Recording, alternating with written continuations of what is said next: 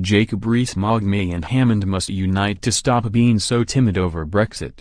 The MP, a favourite with Tory members, said Mrs May and Philip Hammond needed to improve their working relationship, especially over Brexit. And he said it was impossible for the government to do its job properly unless its two most powerful politicians were on the same page. Alongside delivering key Tory values, he said the pair needed to take a more positive approach to exiting the EU. He said, "Brexit is entirely in line with Tory beliefs.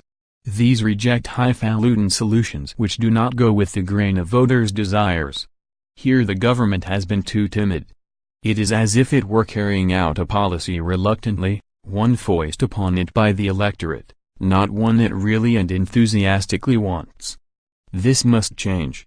Brexit is such an opportunity to take back control, as the slogan had it, and make choices that are in the interests of the British people." Mr Rees-Mogg went on, "The whole government machine ought to be directed towards the benefits of Brexit and not the timorous efforts of managing decline, a recipe for failure popular with too many post-war British politicians. In this regard it is essential that the PM and Chancellor improve their working relationship and advocate the same policies. No government works when these two figures are not united." He pointed to the benefits of leaving the bloc, claiming it was the chance to tear down tariffs, lowering prices and boosting business. But he warned that Brexit was not enough, and the Conservatives had to put clear distance between themselves and Labour following last year's disastrous election. Writing in The Sun, he said, "Tories want to help people to lead the lives they want and to remove as many obstacles as possible. The Socialist aims to cajole people into leading lives that are good for them. Tories are more realistic about human nature and generally more pragmatic."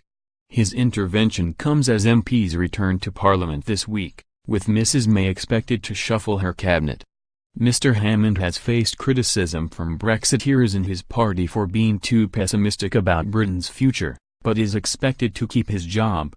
Downing Street sources indicated the reshuffle was expected to be conducted over 2 days, with junior and middle-ranking ministerial appointments likely to continue into Tuesday. It is likely to represent her biggest overhaul of her top team since she appointed her first cabinet on entering No 10 in 2016. She made only limited changes among her senior ministers following the election in June, having seen her position badly weakened by the loss of her overall majority in the Commons. It is thought her most senior ministers, including the Chancellor, Foreign Secretary Boris Johnson, Home Secretary Amber Rudd and Brexit Secretary David Davis, will remain in their current posts.